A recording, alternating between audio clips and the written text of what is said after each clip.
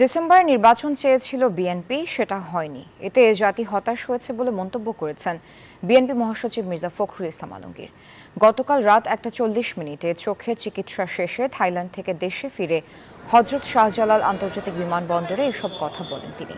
এ সময় তিনি জানান, প্রধান উপদেষ্টার ভাষণে ত্রয়োদশ জাতীয় সংসদ নির্বাচন নিয়ে যে ঘোষণা, সে বিষয়ে পার্টি সিদ্ধান্ত নেবে।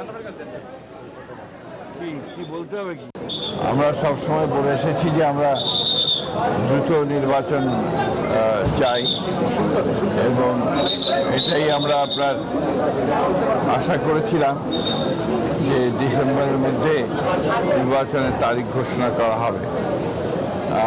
আজকে প্রফেসর ডক্টর ইউনূস তিনি বোধহয় জাতির উদ্দেশ্যে ভাষণে এপ্রিল মাসের ঘোষণা করেছেন। নিঃসন্দেহে এটাতে আসলে আমরা নয়, আমার গোটা জাতি হতাশ হয়েছে। বান্ডেল থাকলে প্রতি সেনমানিতে টাকা বাঁচবে। বিকাশ সেনমানি বান্ডেল কিনে জিতুন প্রতি লেনদেনে।